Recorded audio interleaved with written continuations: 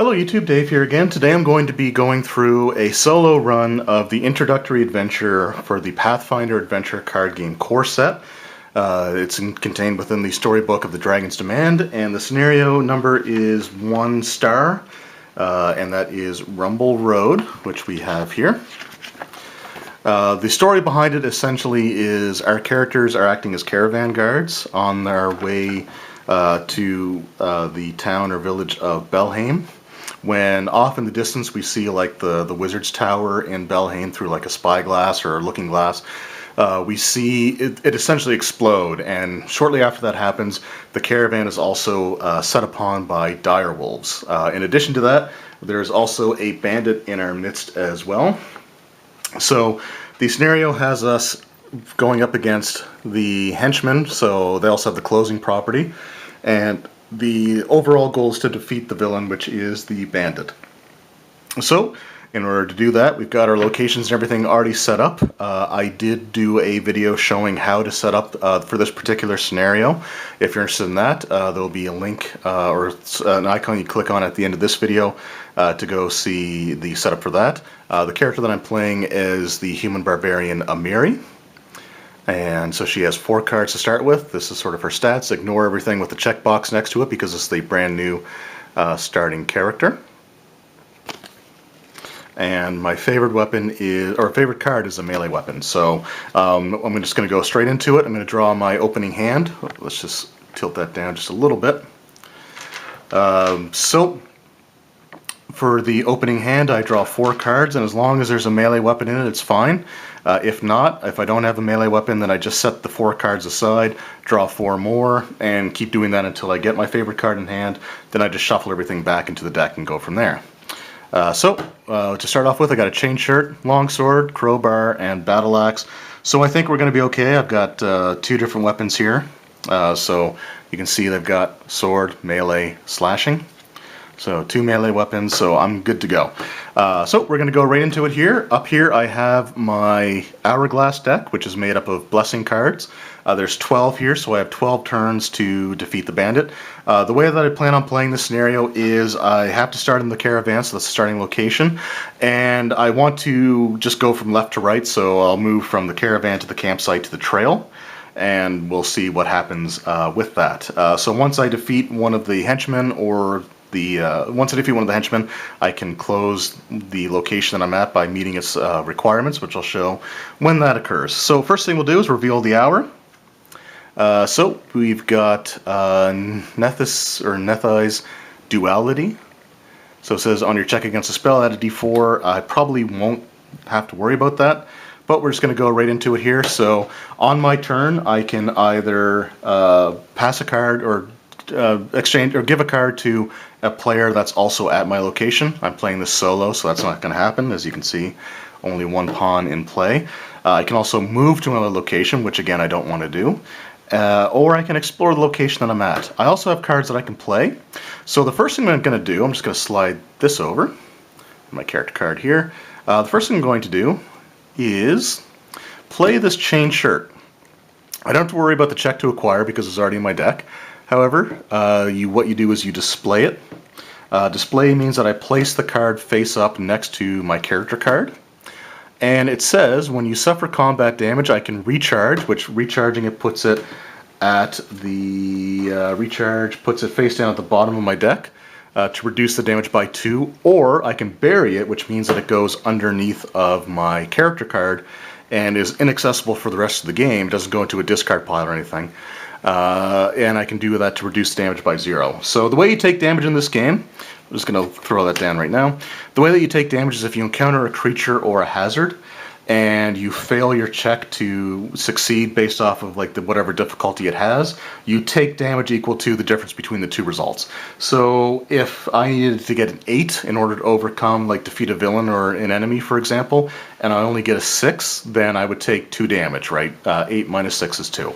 And in that case, I can actually put this at the bottom of my deck to suffer nothing.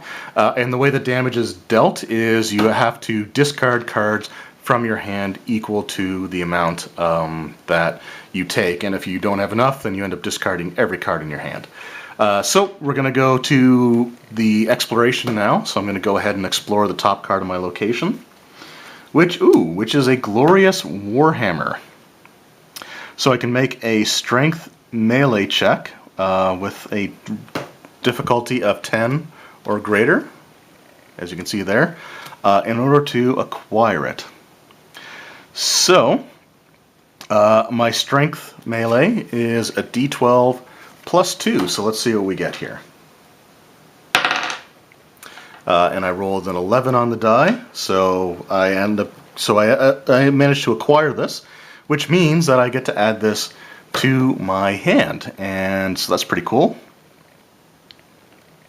And then what we're going to do is I can't really do anything else. I have no other way to continue exploring. I don't have any cards that say discard to explore, so I'm going to have to end my turn there.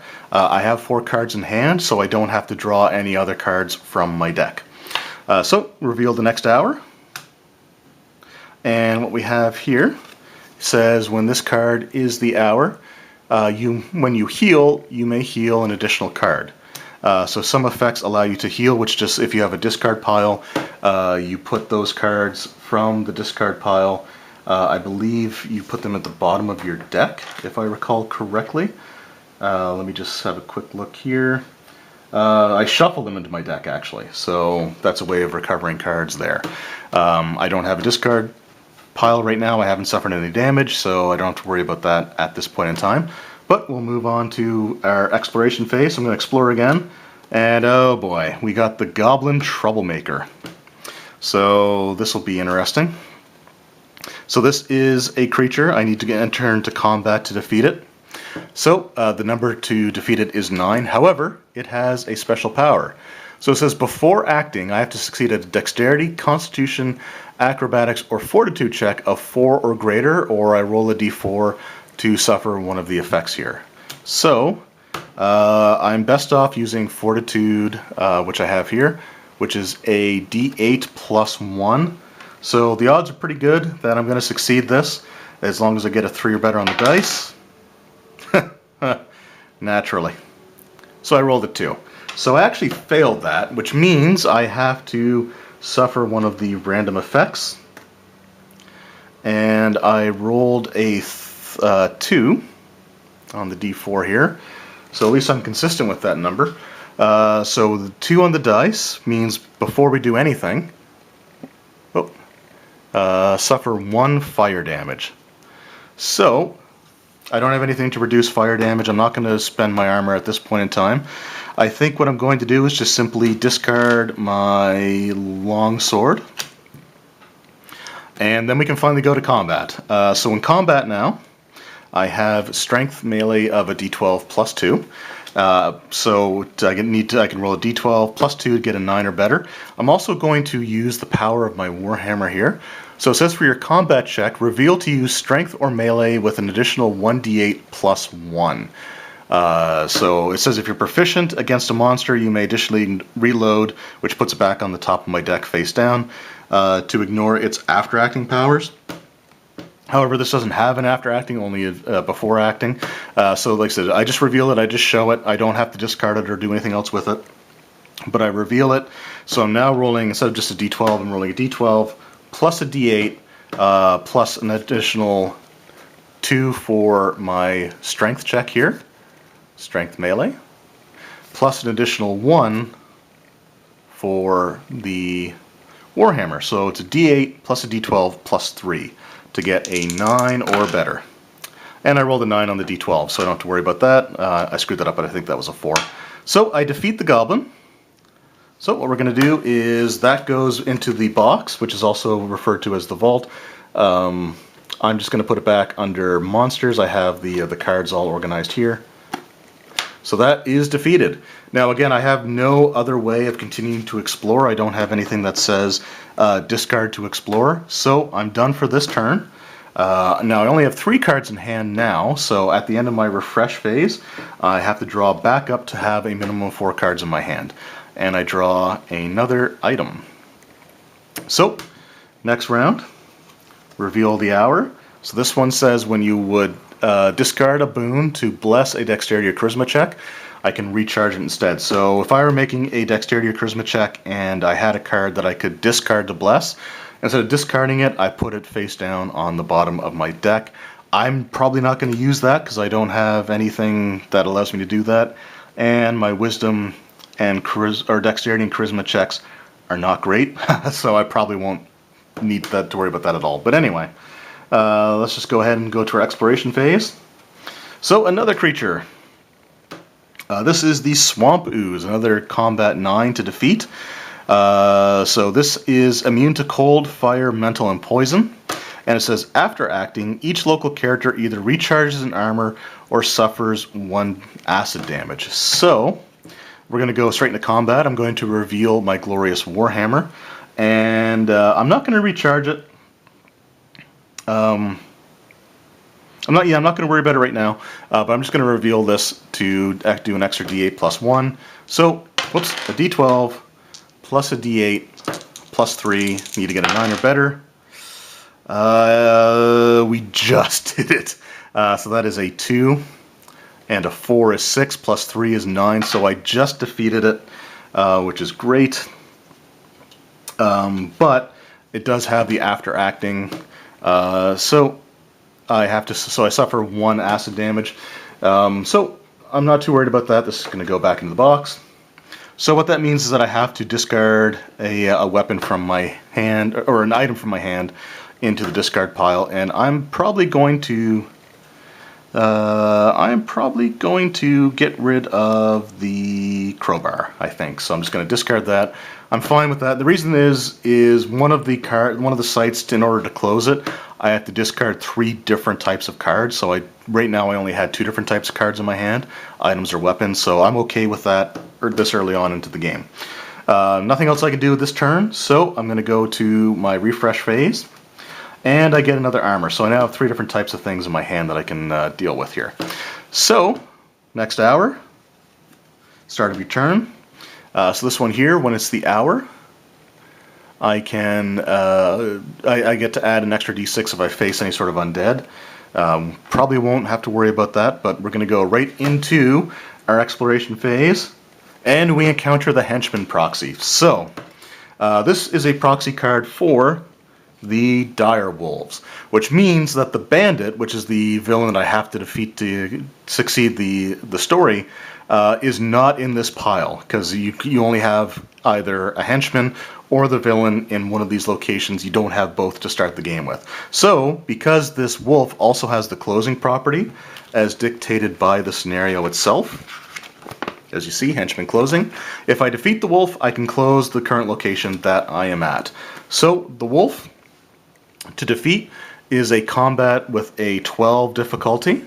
Its powers are that it cannot be invaded, and its damage increases by a d4 if I fail to overcome it. So I'm just going to put that there for now.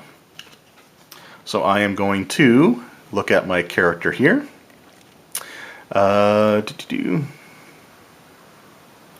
So strength, melee, d12 plus 2. And in this situation, I think what I'm going to do, just to make sure that I succeed here, because 12 is a high number to beat, I'm going to use my battle axe. I reveal it to add an extra d8 on my strength or melee checks, and since I'm proficient with melee or with weapons, because proficiencies has weapon there, what that means is I can also discard this to add another d8. So that's what I'm going to do. I'm going to discard this after revealing it to do a d12 plus 2d8 plus 2. So I need to get a 12 or better.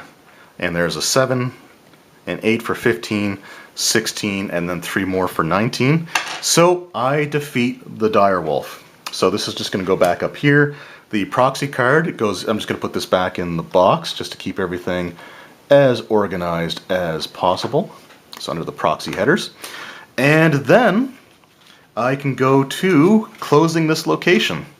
So the location here, in order to close, it says I have to succeed at a wisdom of perception of 5 plus the adventure number, which would be 1 in this case, so a total of 6, or summon and defeat the danger. So my wisdom survival is a d6 plus 2. So in order to get a total of 6 or greater, it's less than 50-50 odds, so I'm not super confident in that. However, with the danger, I've got the danger as rescue, and I can't use any of its powers.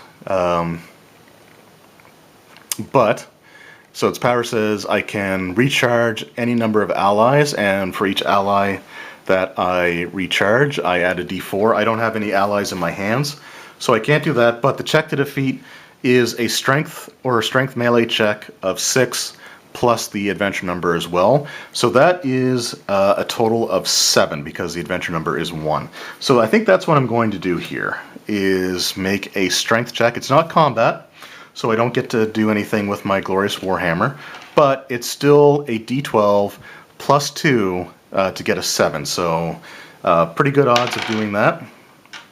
And I rolled a 12, so we're good there.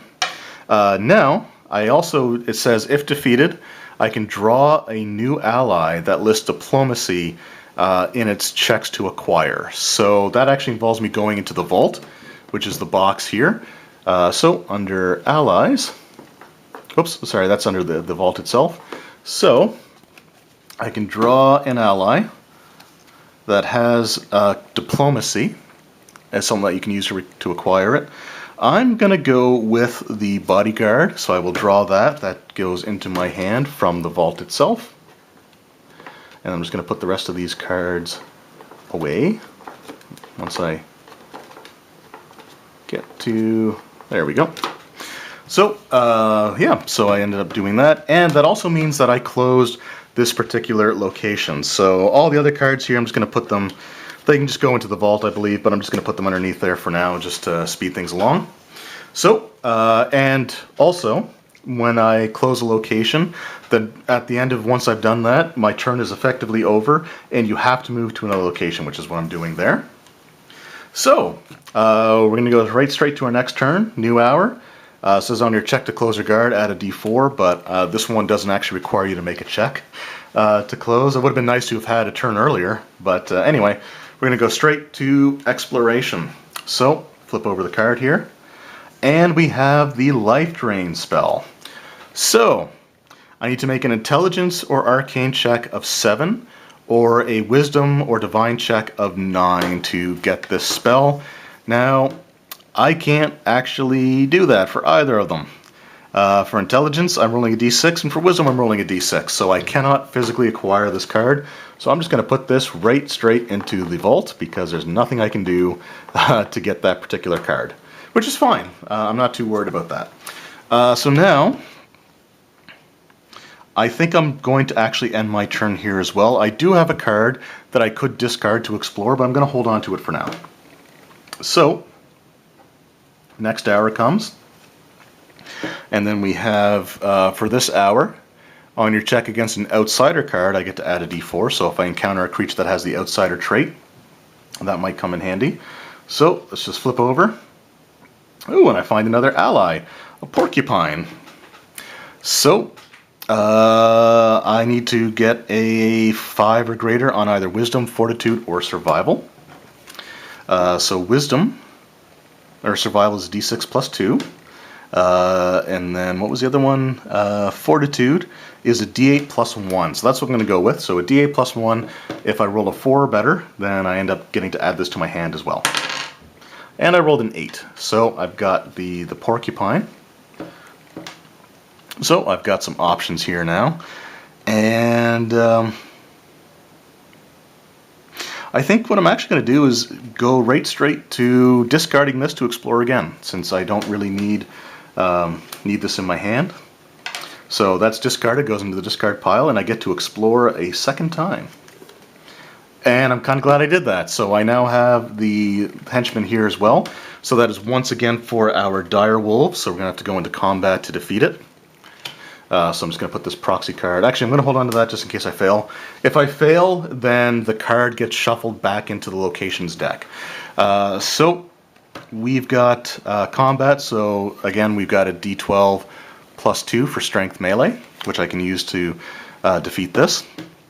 I'm going to reveal the glorious warhammer.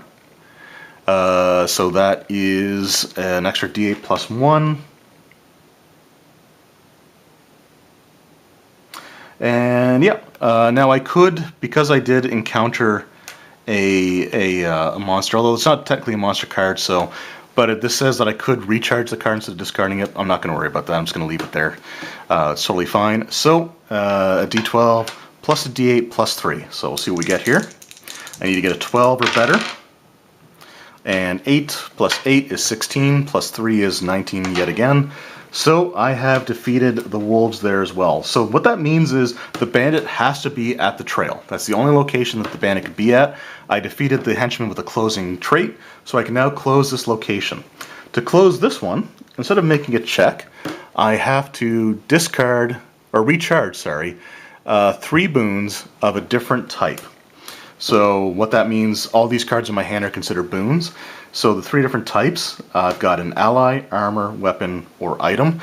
I am going to hold on to the Glorious Warhammer because I think that's going to be the most useful of the cards that I have. I'm just going to throw this proxy in the box now that it's been defeated. So with these cards here, I just recharge them. They go face down on the bottom of my deck, and I'm not too worried about the order. Although I'm going to put the bodyguard on the very bottom, just when I go to separate these back out, because that was a card that was added to my hand from the locations. So that goes on the bottom there. And this location is now closed. So that's been dealt with. And then I move to the last remaining location, which is the trail. Now I'm at the end of my turn, so I have to refresh my hand. So I draw 3 more cards to get up to a total of 4. So I drew the soldier card, the arisen card, which okay, I can use that. I can discard that to bless, and I've got the Warhammer. So that is the end of this turn, though. So I'm going to reveal the next hour. This one gives me no effect when it's the hour, which is fine. I'm just going to go straight into exploration. So flip over the top card, and I got Torog's Power. So in order to get this, I have to make a strength check of 4 plus the adventure number, which in this case is 1, so a total of 5, or a divine check, which again I don't have divine. So if I get this, I can discard to bless, which means I can discard it to roll another die type of the skill check that I'm making. On a strength constitution card, I can freely discard to bless, or I can discard to explore. So let's go ahead and make that strength check, which is a d12. I'm not adding anything to it because it's not melee. But it's still a d12, and I need to get a 5 or higher, so I've got a greater than 50-50 chance. Oops, and that's jacked. And I rolled an 11, so I actually get to add this to my hand, which is pretty cool. So I could end my turn here, or, just in case, I haven't encountered too many monsters yet, so I'm going to actually discard this soldier to explore. And when I discard him to explore, it says during this exploration, the one that is generated from discarding, my strength and melee checks automatically add an extra d4. So that's pretty cool. So I'm going to discard that and hopefully get some sort of combat encounter. Okay, we drew the bandit. So this is the end game here. If I defeat him, then the scenario is done with. If I fail, then this card is going to get shuffled back into this particular pile. So the check to defeat is 9. Whoops, I should probably bring that back up here. So it's 9, and then there's plus 2 of the number signs there. So that is plus the number of the scenario, which is 1, plus another number of the scenario, which is 1. So I need to get an 11 or greater to defeat, or I could just banish a random boon, which means I would have to basically turn these over face down, shuffle them up, and pick one at random to banish, which means it goes straight into the vault. I don't get to reuse it in like another scenario when I rebuild my deck. I'm going to go for the combat. I think that's the best way to go about dealing with this. So because this is a combat situation, I get to add a d4 for the soldier that I discarded, which is great. So I've got a d12 plus a d4, and I think what I'm going to do, I am going to reveal the Glorious Warhammer, which gives me another d8 plus 1, which is awesome. And I might even discard Torog's Power to bless, which means I'm adding another d12. So I'm really stacking the deck in my favor here. So that is 2d12 plus a d8 plus a d4 plus 3 to get an 11 or higher. I'm feeling pretty good about this. Now that said, that may lead to my downfall. But let's see what we get here. No, we're good. 9, 7, so that's 16, 17, 22, and then plus 3. So we got a 25 total. This guy has been defeated. So with that, the scenario is over. I completed all the objectives that I needed to, and as a result of that, I get to go to the storybook here and go to the scenario itself and see what the reward is. So the reward states that each character gains a new level 1 boon of any type. So boons are essentially anything that I would have in my deck. So they could be weapons, blessings, allies, armor, spells, although not going to be spells for this character. But anything along those lines that is level 1, I can basically add that to my deck and expand that out, which is pretty cool. So there's still a bunch of cards, like I said, I haven't opened yet, but I may do that in a future video and just show sort of rebuilding the deck with like the extra thing that I get to choose. Well, I may go through that in a separate video if you guys are interested in seeing that. But for now, that actually concludes this playthrough, this video. I hope you guys enjoyed it. Let me know what you think of the game so far based off what you've seen here, and if you own it based off of your own first-hand experiences, because I would love to know that as well. And for those of you who played the original version of this, before they sort of revised it with the core set that we have now, let me know what differences you saw in the gameplay, if any, because I'd like to know how that may have changed, because that'd be really useful information to have for people that had the original version and may want to sort of convert over to the newest one. Anyway, once again, thank you guys for watching. I hope you enjoyed, and I will see you next time. Take care.